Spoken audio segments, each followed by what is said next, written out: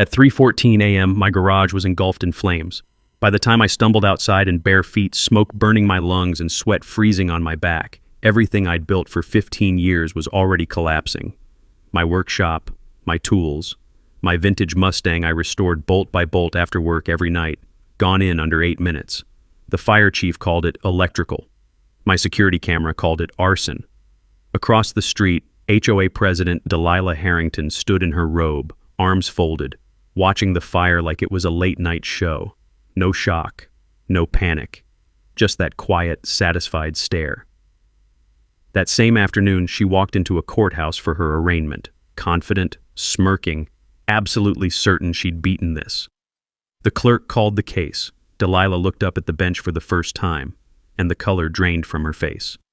Stay with me, because what happened next forced the woman who burned my life down to beg for mercy from the one man she never expected to face. My name is Marcus Thornfield, and 6 months ago I was just a newly appointed municipal judge trying to start fresh after a messy divorce. At 52, I figured I'd seen everything the legal system could throw at me after 15 years as a public defender. Boy, was I wrong. I'd just bought a house in Willowbrook Estates, and before you picture some fancy mansion, let me stop you right there. This place was basically overpriced tract homes with pretentious street names like Manor Way and Estate Drive. The kind of neighborhood where people lease BMWs they can't afford and act like they invented suburbia.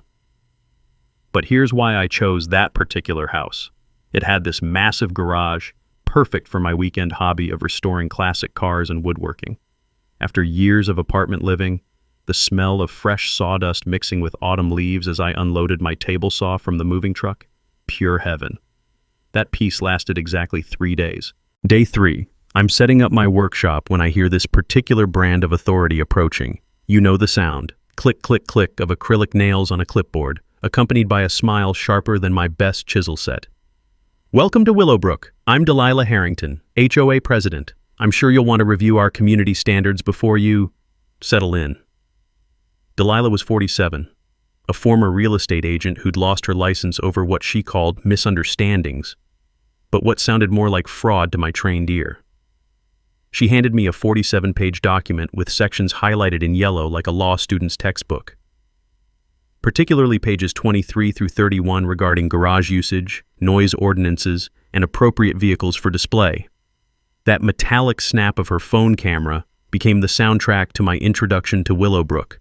She was already documenting everything. The expensive but flimsy feel of those CC&R papers should have been my first clue. All show, no substance like everything else about this place. But I figured I'd dealt with worse in courtrooms, right? I'm sure in your previous neighborhood, these standards might seem strict, she continued, but property values here are very important to those of us who've invested properly. That pause before previous neighborhood told me everything. This wasn't about rules. This was about who belonged and who didn't. I explained that my 1967 Mustang project car was registered, insured, and properly covered. My garage workshop was fully enclosed, and I only worked during permitted hours. Reasonable response to reasonable concerns, right? Wrong. "Oh, you're one of those homeowners," Delilah said, her voice dripping with the kind of fake sweetness that makes your teeth hurt. "Well, Mr. Thornfield, you'll find that here in Willowbrook, we have ways of maintaining our standards." As she clicked away in her designer heels, I noticed her taking photos of everything, my garage, my car, even my mailbox placement.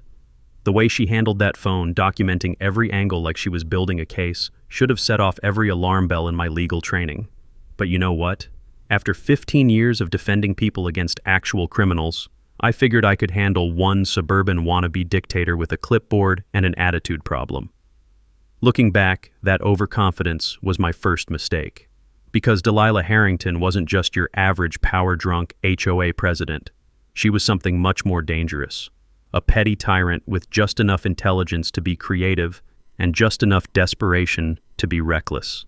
That night, sitting in my garage workshop with the familiar weight of a wood plane in my hands, I had no idea I was about to enter a 3-year war that would end with federal charges, insurance fraud, and the most satisfying moment of my judicial career. The metallic hiss of the plane shaving curls from a piece of oak was peaceful.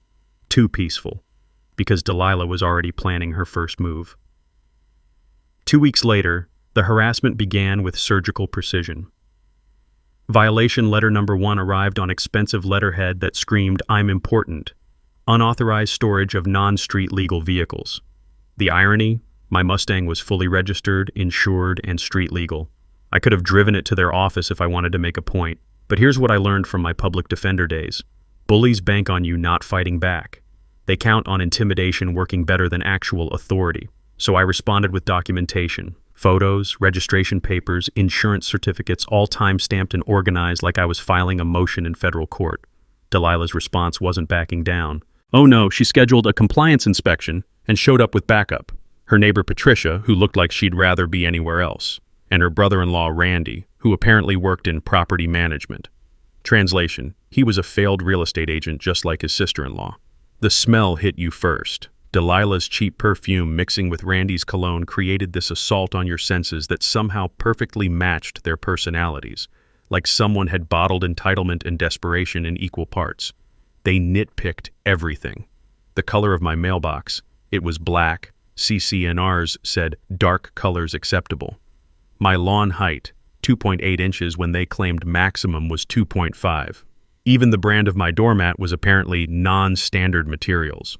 I'm standing there watching Randy scratch violations onto his clipboard while Patricia nervously cleared her throat every time she clearly disagreed but wouldn't speak up. The guy was literally measuring grass with a ruler. Now, here's something every homeowner should know. Most HOA harassment relies on you not understanding your rights. These people were banking on intimidation, not actual authority. I started photographing everything with metadata timestamps and keeping detailed logs.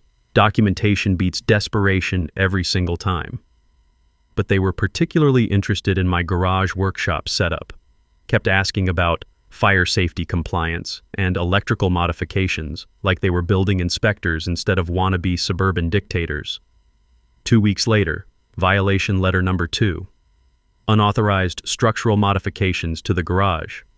They claimed my workbench and tool storage violated building codes. Here's where my legal training kicked in. I spent a weekend at City Hall pulling permits and building records. Turned out the house's previous owner, a contractor, had properly permitted all garage improvements 5 years ago. The feeling of those old blueprint papers between my fingers, official city stamps and inspector signatures, was like holding ammunition. My response letter didn't just refute their claims. It included copies of all permits, building inspector sign-offs, and a friendly paragraph pointing out that filing false building code violations is a misdemeanor in our state. Delilah's response came within 24 hours instead of her usual 2-week power play delay. The typing was sloppy, clearly rushed. I'd rattled her, but instead of backing down, she doubled down. The board will be conducting more frequent compliance reviews given your confrontational attitude toward community standards. That word, confrontational. Because asking for basic fairness was confrontational. Because expecting them to follow their own rules was confrontational. That night, sitting in my garage workshop, the familiar weight of my tools felt different. The sound of metal on wood as I sharpened my chisels wasn't just preparation for weekend projects anymore. I was preparing for war. And Delilah? She was about to learn that terrorizing a public defender turned judge was like bringing a clipboard to a federal court hearing. The scratch of her pen on violation notices was about to become evidence in a criminal case. But I didn't know that yet. All I knew was that this woman had made my peaceful retirement home into a battlefield, and I was done playing defense. The next morning, I found her measuring my driveway with a tape measure, taking notes like she was planning something that required precise measurements. When I asked what she was doing, she claimed she was investigating potential encroachment on common areas.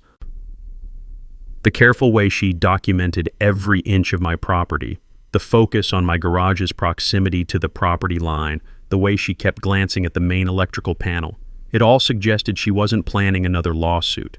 She was planning something that required intimate knowledge of my property layout, something physical, something permanent, something that would require knowing exactly where my garage sat in relation to everything else.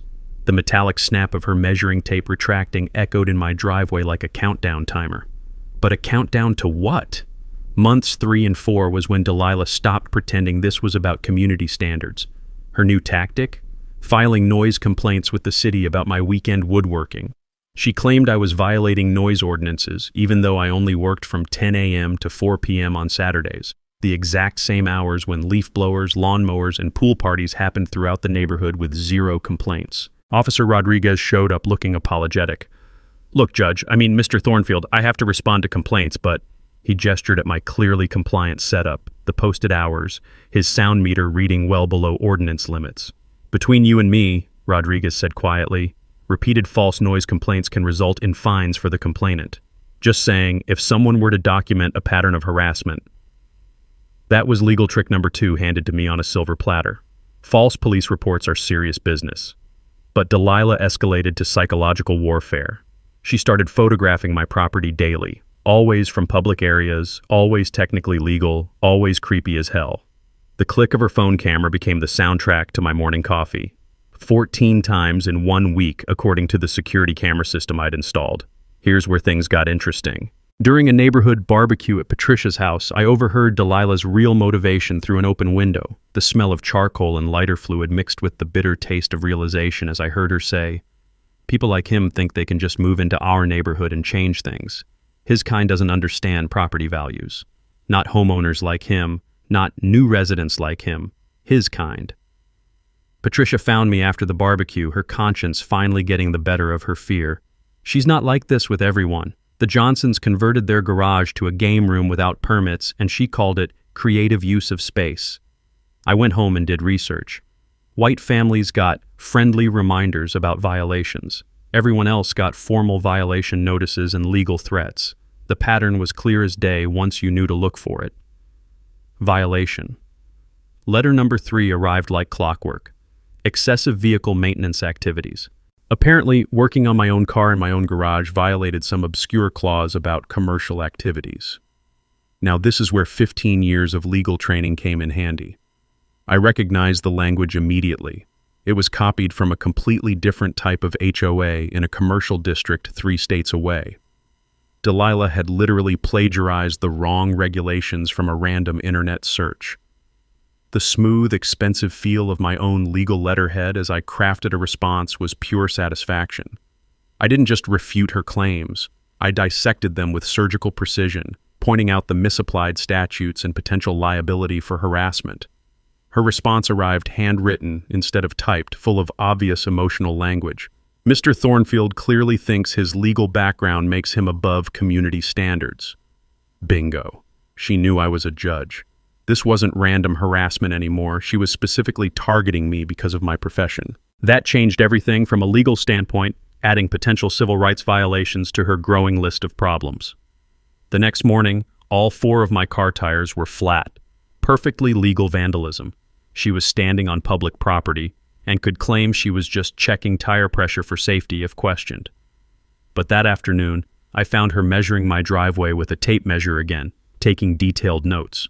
When confronted, she claimed she was investigating potential encroachment on common areas.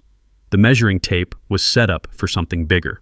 The careful way she documented every inch of my property, focusing on the garage's proximity to the property line and the main electrical panel, suggested she needed precise knowledge of boundaries for whatever she was planning.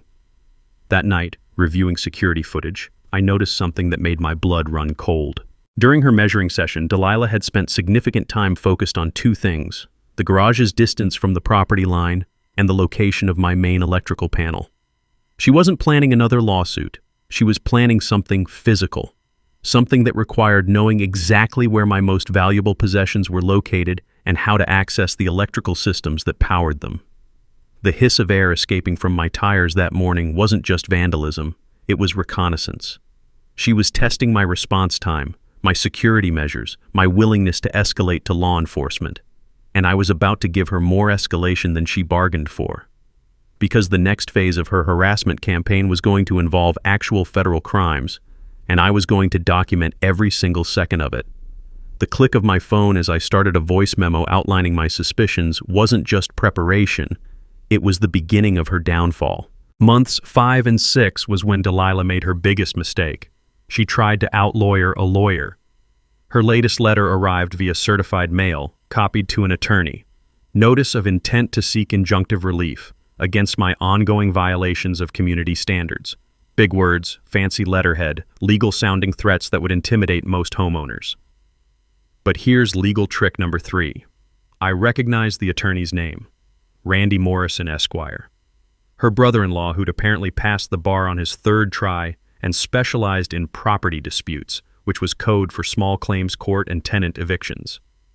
Instead of hiring a lawyer, I represented myself and filed a counterclaim for harassment, intentional infliction of emotional distress, and violation of my civil rights under the Fair Housing Act. Sometimes the best defense is a federal offense. Through legal discovery, I subpoenaed 3 years of HOA records. What I found was a gold mine that would make any prosecutor salivate. Selective enforcement based on race, religion, and profession. Teachers and social workers got friendly treatment. Anyone in law enforcement or legal professions got the full harassment package. The musty smell of old HOA files mixed with Randy's nervous sweating when my discovery requests arrived at their law office, which turned out to be Randy's kitchen table. The satisfying thunk of his briefcase hitting the floor when I dropped the financial audit on that table during our deposition was music to my ears. But the real bombshell was buried in the financial records. Delilah had been using HOA funds for personal expenses, specifically lease payments on that BMW she couldn't afford. Embezzlement is a felony, and she'd left a paper trail that a first-year accounting student could follow. Instead of backing down, Delilah doubled down with the desperation of someone watching their world collapse. She filed a motion claiming I was using my position as a judge to intimidate the HOA board. The irony was perfect. The motion was filed in my own court, but I couldn't hear it due to conflict of interest. It got assigned to Judge Wilson, who'd known me for 10 years and had zero patience for frivolous lawsuits. The crisp feel of real legal documents with actual consequences was so different from Delilah's fake legal HOA letters. These had weight, substance, the power to destroy lives or restore justice. Wilson didn't just dismiss Delilah's motion. He sanctioned Randy for filing frivolous claims and ordered them to pay my legal costs. Between the sanctions and the discovery of embezzlement, Delilah was facing serious legal trouble. But instead of cutting her losses, she escalated to personal destruction. My security cameras caught her and Randy conducting what they thought was covert inspections of my property, measuring distances from my garage to the property line, testing fence stability, examining electrical access points like they were planning a heist. The metallic ping of Delilah's measuring tape retracting became the sound of her desperation. She was looking for any angle, any technical violation that could justify her years of harassment. Randy filed a motion for a professional survey of my property, claiming my garage violated setback requirements. But I'd already ordered my own survey from Earl Henderson, the same company that did the original work. Earl was a 30-year veteran who took one look at the garage and scratched his head. This garage is exactly where it's supposed to be, Judge. Built to code, proper setbacks, everything by the book. That's when Earl made the discovery that turned harassment into felony charges. The property markers had been moved. Fresh concrete around the stakes, slightly different metal composition, and positioning that made my garage appear to encroach by exactly 6 inches. The smell of concrete that hadn't fully cured was evidence any construction professional would immediately recognize. Someone had deliberately moved legal boundary markers to create a false violation. Moving property markers isn't just harassment, it's felony criminal mischief and attempted theft of land. Federal charges with serious prison time. I now had Delilah on embezzlement, harassment, civil rights violations, and felony property tampering. Any reasonable person would surrender and hope for a plea bargain. But Delilah wasn't reasonable. She was desperate, cornered, and about to make the kind of mistake that turns civil disputes into federal criminal cases. My cameras caught her final reconnaissance mission. Late-night inspection of my garage, focusing on the electrical panel and my vintage Mustang. The way she examined the wiring and took detailed photos suggested she wasn't planning another lawsuit. She was planning sabotage, the kind that would destroy what I loved most while giving her plausible deniability. The scratch of her pen taking notes about electrical access points wasn't documentation for legal action. It was planning for destruction. And I was about to let her hang herself with her own rope. Month 7 was when I discovered Delilah's endgame, and it was so much worse than simple harassment. While reviewing HOA financial records for the embezzlement case, I found something that made my prosecutorial instincts scream. Delilah had taken out a substantial insurance policy on common area structures 6 months earlier. The The fine print was where it got interesting. The policy included coverage for damage to adjacent structures caused by common area incidents. My garage, being within 50 feet of the community mailbox area, qualified as adjacent. The quiet whir of my printer as I copied page after page of insurance documents was like hearing my own funeral dirge. Each page was more damning than the last. Delilah had been planning insurance fraud from the beginning. The plan was elegant in its simplicity. Destroy my garage in a way that looked like an accident originating from common area electrical problems, then collect insurance money to cover the embezzled funds and destroy the evidence of her harassment campaign in one convenient accident. I spent 3 days cross-referencing the insurance policy dates with her harassment timeline. Every escalation, every focus on my garage, every question about electrical safety corresponded perfectly with specific clauses in the insurance policy. The smooth, expensive paper of insurance contracts versus the cheap copy paper of her harassment letters told the whole story. She'd put more effort into planning fraud than she had into hiding her crimes. Email discovery revealed correspondence between Delilah and her consultant, another relative who worked in insurance claims, discussing common area electrical issues and aging infrastructure risks. They'd been planning this for months. From my criminal court experience, I recognized the pattern. Create a legitimate-seeming accident, collect insurance money, blame faulty infrastructure that no one could have predicted. Classic insurance fraud, amateur execution. The acrid smell of electrical components that had been deliberately damaged hit me when I found evidence of tampering with the community mailbox electrical box. Someone had been practicing. The insurance policy had a 6-month waiting period before major claims could be filed. That period ended in exactly 2 weeks. Security footage showed Randy making multiple nighttime visits to the electrical box near my garage, always carrying a small toolbox. The pieces fell into place like dominoes. I discovered Delilah had been buying specific electrical components, surge protectors, copper wire, electrical tape, all items needed to create a faulty wiring scenario that would trigger an electrical fire. This wasn't harassment anymore. This was conspiracy to commit arson and insurance fraud, federal charges carrying serious prison time. But here's where my judicial experience gave me an advantage over my prosecutor instincts. Instead of stopping them immediately, I realized I could catch them in the act with proper preparation and documentation. Let them commit the crimes, document everything, then watch federal prosecutors tear them apart in court. The evidence would be ironclad, the convictions guaranteed, and the sentences substantial enough to send a message to every petty tyrant with a clipboard and a power complex. The decisive click of my phone as I started recording a voice memo outlining my plan wasn't revenge. It was justice served with surgical precision. Note to self, I whispered into the phone. Subject is planning arson and insurance fraud. Timeline is 2 weeks. Coordination with law enforcement begins tomorrow. This isn't about winning an HOA dispute anymore. This is about stopping felons before they destroy property and possibly kill someone, because that's what Delilah had missed in her amateur criminal planning. Electrical fires don't always stay contained. Her plan to destroy my garage could easily spread to neighboring houses. She wasn't just trying to destroy my property anymore. She was risking the entire neighborhood. Time to end this. The week after discovering the insurance fraud plan was like preparing for the most important case of my career. Because that's exactly what it was. First, I needed allies who understood the stakes. Earl Henderson, the surveyor who'd discovered the moved property markers, was furious about the boundary tampering. These amateur criminals think they can fool a professional? I've been doing this for 30 years and I want to see them caught red-handed. Officer Rodriguez was my second recruit. He'd been tracking Delilah's false noise complaints and was eager to nail someone for filing false police reports. I've been waiting for a chance to tag someone for 911 abuse. This woman's been wasting city resources for months. Patricia, the remaining HOA board member, finally grew a spine after seeing the insurance policy. I never signed up to be part of insurance fraud. What she's planning could burn down half the neighborhood. The technical preparation was like setting up a movie production, except the cameras were hidden and the stakes were federal prison time. I installed additional security cameras with night vision and audio recording. The setup looked like normal home security, but created complete surveillance coverage of my garage and all electrical access points. The quiet whir of drill bits as Earl and I installed hidden cameras and weatherproof housings was therapeutic. Each camera position was strategically chosen to capture every angle of the garage, the electrical panel, and the community mailbox area where Randy had been practicing his electrical tampering.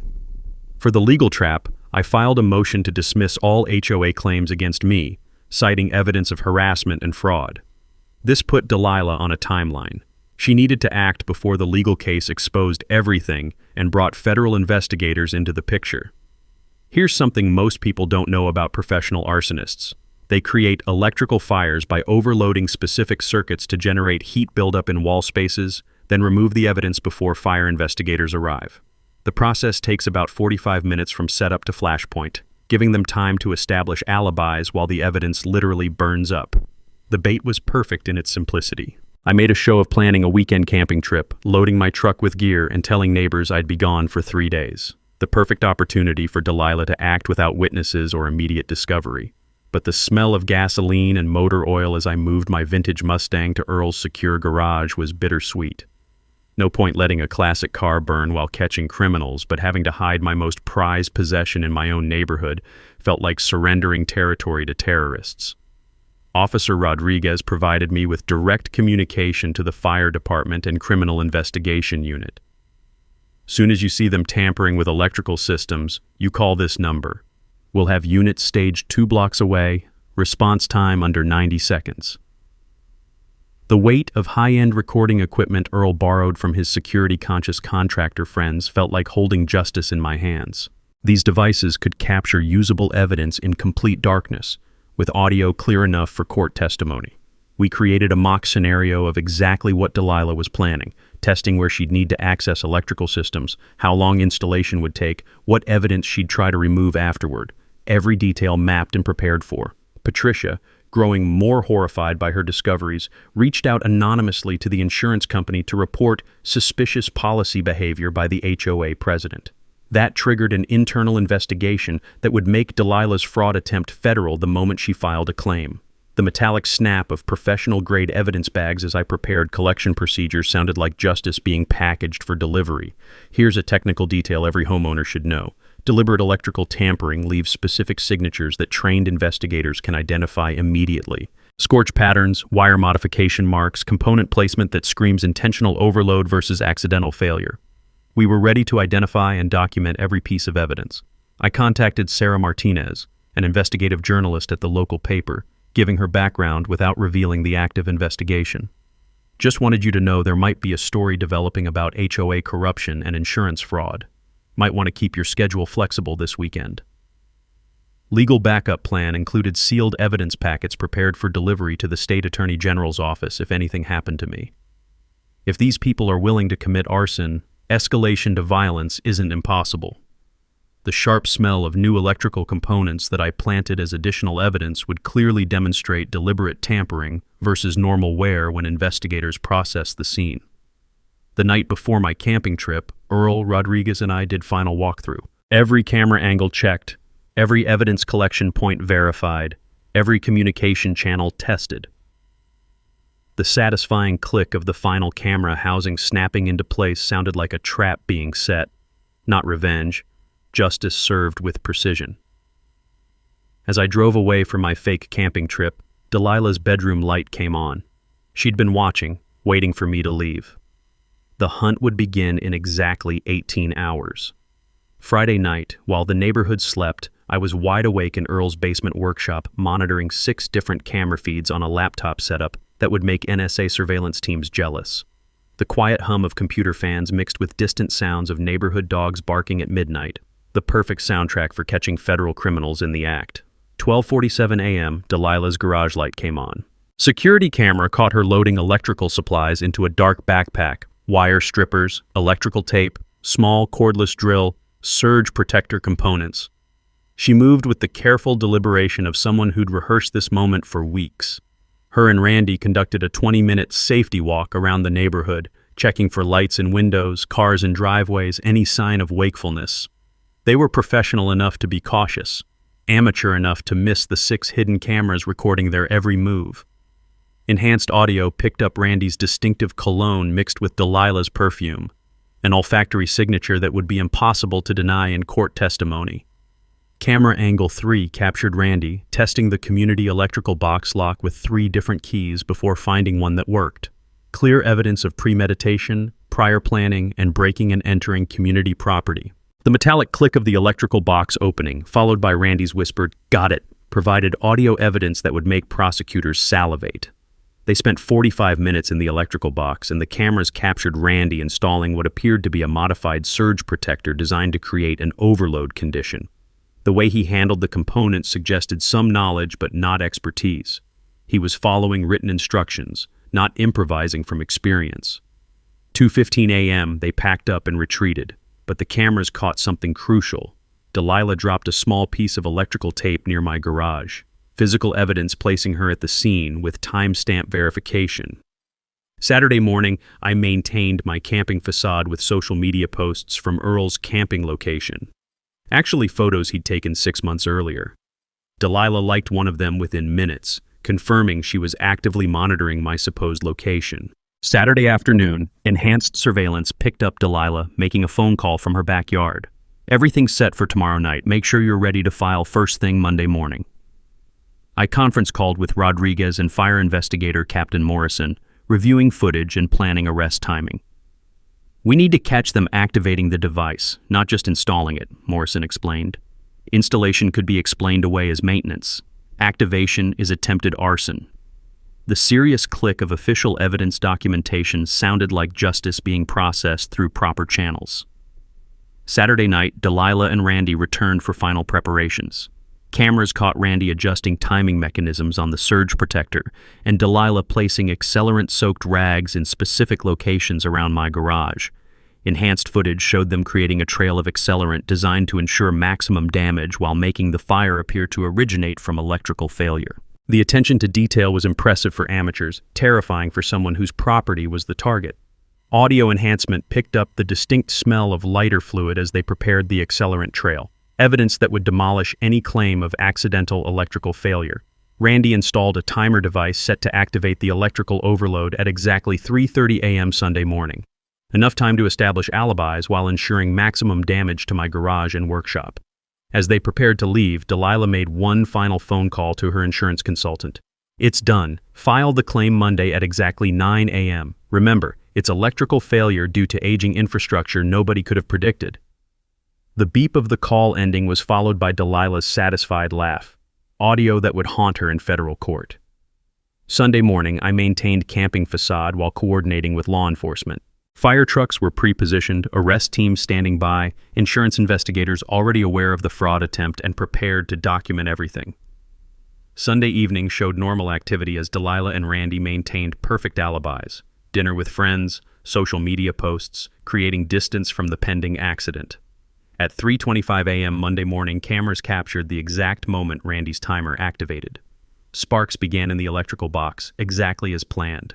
But instead of watching my garage burn while they collected insurance money and destroyed evidence of their harassment campaign, they were about to discover that their victim had become their prosecutor. As first wisps of smoke appeared from the electrical box, I made the call to Rodriguez. "It's showtime. Move in now." Fire suppression teams were already in position.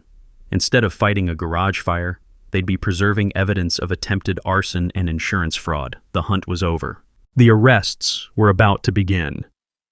And Delilah was about to learn that terrorizing a judge carries consequences she'd never imagined. 3:30 a.m. Monday morning was the moment when Delilah's carefully planned crime became her perfectly documented downfall. Instead of letting the electrical fire develop into the garage-destroying inferno she'd planned, fire department crews moved in immediately. They'd been watching the timer countdown and intervened the second the electrical malfunction began. The coordinated whoosh of fire suppression foam being deployed was followed by the sharp crack of Randy's timer device being disabled before it could cause serious damage. Professional firefighters dismantling amateur arson in under 60 seconds. Rodriguez's team had been positioned in unmarked vehicles around the neighborhood since midnight. They moved simultaneously as the fire department secured the scene, a perfectly choreographed law enforcement ballet that would make federal prosecutors proud. 3:47 a.m., Delilah's phone rang. Security footage captured her answering groggily, then snapping awake when she realized the fire had been extinguished immediately instead of burning for hours as planned. Enhanced audio surveillance picked up her panicked voice through bedroom walls. "How did they get there so fast? This wasn't supposed to happen. Someone knew." Officers arrested Randy as he attempted to remove evidence from the electrical box. He was caught red-handed with wire cutters and timer device components, trying to eliminate proof of deliberate sabotage. The smooth plastic of evidence bags felt like justice being packaged for delivery as investigators collected Randy's tools, each one marked with his fingerprints and directly linked to the electrical tampering.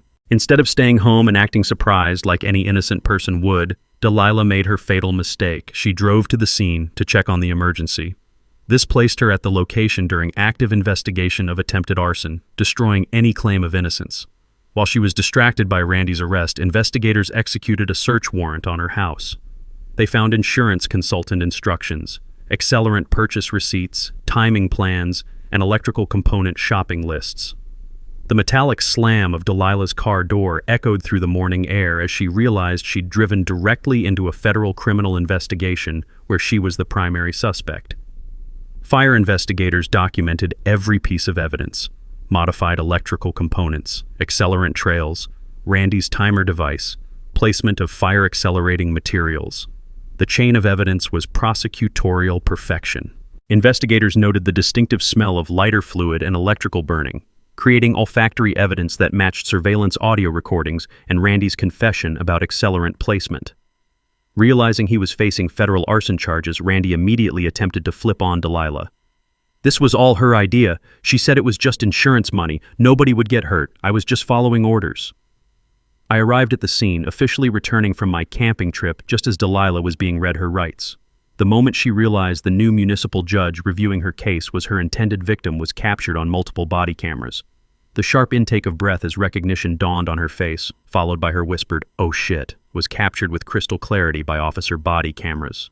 The insurance company's fraud investigator arrived with federal agents. Insurance fraud across state lines triggered federal jurisdiction, elevating misdemeanor harassment to federal felony charges carrying serious prison time.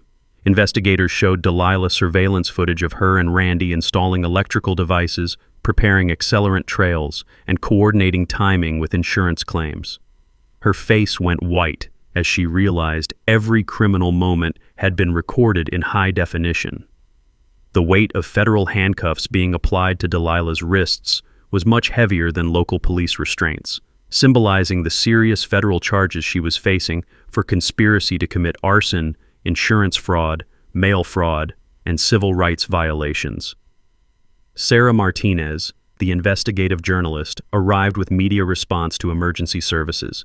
She recognized me immediately and understood this was the corruption story I'd hinted about weeks earlier. Patricia arrived and immediately provided additional evidence: embezzlement records, harassment documentation, insurance policy details, and board meeting minutes showing Delilah's increasingly desperate behavior over the past 6 months. The rapid click-click-click of media photographers documenting Delilah's arrest created images that would become the visual representation of HOA corruption and federal overreach consequences. By 6 a.m., Delilah and Randy were facing federal charges: conspiracy to commit arson, insurance fraud, mail fraud for violations sent via postal service, and civil rights violations under federal housing discrimination laws. Between surveillance footage, physical evidence, financial records, witness statements, and Randy's confession, prosecutors called it a slam-dunk case with guaranteed convictions and substantial prison time. The smell of my morning coffee mixed with lingering scent of fire suppressant from my garage created an aroma of justice served with relief. As the sun rose over Willowbrook Estates, crime scene tapes surrounded the community mailbox area where Delilah had planned to destroy my life and collect insurance money. In 6 hours, I'd be sitting in my courtroom and Delilah would discover that karma sometimes wears judicial robes and sits behind a federal bench. The hunt was over. Justice was about to be served. Monday, 2 p.m., initial arraignment hearing in my own courtroom. I sat behind the judge's bench in official robes, reviewing the afternoon docket with the same professional composure I'd maintained for 15 years. Case number 247. People versus Delilah Harrington and Randolph Morrison. Conspiracy to commit arson, insurance fraud, mail fraud, civil rights violations. The authoritative bang of my gavel calling the afternoon session to order echoed through the courtroom. Court is now in session, the Honorable Judge Marcus Thornfield presiding. Delilah entered in shackles and orange jumpsuit flanked by federal marshals. Her eyes swept the courtroom out of habit, then landed on the judge's bench where I sat in official robes. The exact moment of recognition was captured by court cameras. Her face cycling through confusion, recognition, horror, and the dawning realization that she was facing the very person she'd tried to destroy. The smooth weight of the gavel in my hand helped maintain perfect judicial composure while watching my former tormentor's world collapse in real time. Her legs literally buckled. She grabbed the defendant's table for support, her carefully applied makeup unable to hide the terror spreading across her face as she understood her situation. The sharp gasp that echoed through the courtroom came from spectators, including media representatives, witnessing the moment when petty suburban tyranny met federal justice. Despite the personal history, I followed judicial protocol with surgical precision. The defendant will state her name for the record. She tried to speak, but only managed a whisper. When asked to repeat herself, her voice cracked like breaking glass. Delilah Harrington. The federal prosecutor read charges in detail. Conspiracy to commit arson, insurance fraud, mail fraud, civil rights violations. Each charge carried 5 to 20 years in federal prison. The mathematical reality of potential life sentences hung in the courtroom air like incense at a funeral. The sterile air of the courtroom mixed with Delilah's fierce sweat, detectable even from the judge's bench. The distinctive smell of consequences finally arriving after years of avoiding accountability. When Randy's case was called, he immediately accepted a plea bargain and testified against Delilah. His statement, given under oath with federal penalties for perjury, detailed every aspect of their criminal conspiracy from initial planning to attempted execution. Sarah Martinez sat in the front row, live tweeting proceedings to her followers. Local TV news positioned cameras to capture every reaction from the woman who'd terrorized a neighborhood and targeted a sitting judge. The rapid tap-tap-tap of reporters' keyboards filled quiet moments as they realized this was the story of the year. HOA president attempts arson against the judge who ends up deciding her fate. Federal prosecutors displayed surveillance footage on courtroom monitors. The jury pool and spectators watched Delilah and Randy planning and executing attempted arson in high-definition clarity that left no room for doubt or alternative interpretation. The visual crescendo came when surveillance footage showed Delilah laughing after coordinating insurance fraud, displayed on screens throughout the courtroom while she sat in federal custody facing decades in prison. Following judicial protocol, I recused myself from the case due to obvious personal involvement. Given my status as the intended victim, this defendant will be transferred to Judge Wilson's court for all future proceedings to ensure fair trial and avoid any appearance of judicial bias. But before transferring the case, I addressed her directly as both victim and representative of judicial authority. Ms. Harrington, in your position as HOA president, you were supposed to serve your community with integrity and fairness. Instead, you chose to terrorize a neighbor and attempt serious federal crimes, including arson and insurance fraud. The irony that your intended victim became the judge reviewing your case demonstrates that justice, while sometimes delayed, is rarely denied. The crisp feel of official court documents as I signed the transfer order carried the weight of federal authority, each signature another nail in Delilah's legal coffin. The metallic clink of handcuffs as she was led away was followed by the excited murmur of spectators realizing they'd witnessed something extraordinary, perfect justice served with judicial precision. Within an hour, video of Delilah's recognition moment was viral on social media. Hashtags HOA Karma and Judge Justice trended nationally as the story spread across platforms. Neighbors who'd witnessed years of harassment filled the courtroom's public gallery. Many openly cheered as she was led away in federal custody, their relief palpable after years of suburban terrorism. Patricia addressed media outside the courthouse. The remaining board members had no knowledge of criminal activity. We're working with federal authorities to ensure full accountability and prevent future corruption. As I left the courthouse at day's end, still in judicial robes, I walked past the community mailbox where Delilah and Randy had attempted arson just 12 hours earlier. Crime scene tapes still fluttered in the afternoon breeze like prayer flags marking the spot where justice prevailed. The satisfied click of my car door closing echoed through the parking garage as I drove home to Willowbrook Estates, as both respected judge and vindicated neighbor. Evening news led with footage of Delilah's recognition moment captioned, "HOA president discovers her arson victim is her judge." Perfect justice doesn't just prevail. Sometimes it gets perfect ratings. 6 months after federal conviction, Willowbrook Estates had transformed from suburban battlefield to actual community. Delilah received 12 years in federal prison on all counts, full restitution to the HOA and myself, lifetime ban from serving on any homeowner association, and permanent felony record. Randy got 8 years for cooperation, but federal prison time nonetheless for conspiracy to commit arson and insurance fraud. The peaceful quiet of my garage workshop on Saturday mornings had returned, no longer interrupted by harassment, camera clicks, or fear of sabotage. Just the satisfying sound of wood being shaped and metal being restored by someone who'd fought for the right to pursue happiness in his own home. Patricia won election as HOA president with 0 opposition. Her first official act established the Fair Housing Protocol, clear guidelines preventing selective enforcement and requiring full board votes for any violation proceedings. No more clipboard dictators terrorizing neighbors based on personal prejudice. The insurance company, grateful for preventing major fraud and saving hundreds of thousands in false claims, paid substantial damages for emotional distress and attempted property destruction.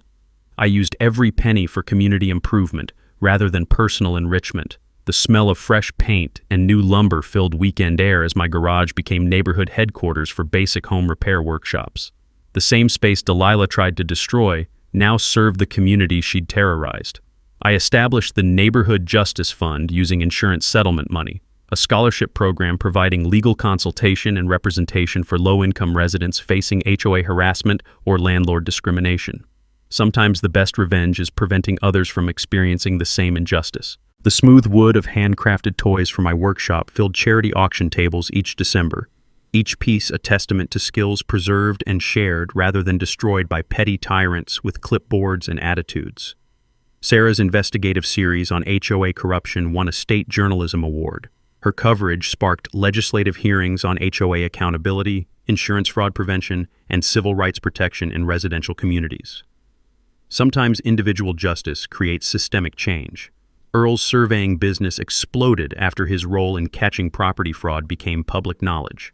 Turns out there's serious demand for professionals who can spot boundary manipulation and document evidence for criminal prosecution. "Catching criminals pays better than measuring driveways," he laughed. Patricia grew from timid board member to state advocate for HOA reform, testifying before legislators about preventing power abuse in community associations. Sometimes courage is contagious when good people see justice prevail. The laughter of neighborhood children echoed through my driveway during weekend woodworking lessons, proving that garages can be community assets when managed with respect rather than weapons when controlled by suburban dictators. Officer Rodriguez earned commendation and promotion to a specialized unit investigating housing discrimination and domestic terrorism. His documentation of Delilah's harassment pattern became training material for other departments dealing with civil rights violations. My federal court case became required reading and judicial ethics courses about maintaining objectivity despite personal involvement.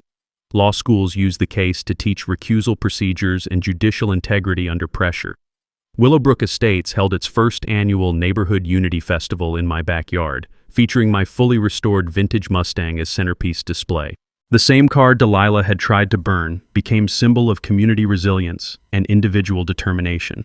The smell of barbecue and homemade pies mixing with sawdust and motor oil during the festival proved that community spaces serve multiple purposes when managed with mutual respect instead of petty tyranny. As I review new cases each morning, the confident tap of my gavel opening court sessions reminds me that sometimes the law truly works for everyone. When good people refuse to surrender to bullies and document everything for the inevitable day of reckoning. Property values in Willowbrook Estates increased after Delilah's removal, proving that good neighbors matter more than petty enforcement and that communities thrive when led by servants rather than dictators. The worn but treasured feel of my original house keys reminds me daily that I never had to move, never had to surrender, and now live where communities should work, with respect, fairness, and zero tolerance for suburban terrorism. So here's my challenge to you. If you've dealt with abusive HOA leadership or property management corruption, share your story in the comments. Your experience might help someone else recognize warning signs or find courage to fight back with documentation and determination. Hit that subscribe button for more stories about ordinary people who refused intimidation by petty tyrants with clipboards. Sometimes the system works perfectly, especially when you become the system that works for justice. The gentle click of my garage door closing after another productive Saturday workshop, followed by satisfied sounds of a neighborhood where everyone truly belongs, proves that sometimes fighting for what's right creates something better than you imagined possible. Thanks for hanging out with us on HOA Stories, where the HOA Karens meet their match. If this story had you cheering or cringing, go ahead and like the video, drop a comment with your reaction, and hit subscribe so you're ready for the next wild HOA tale.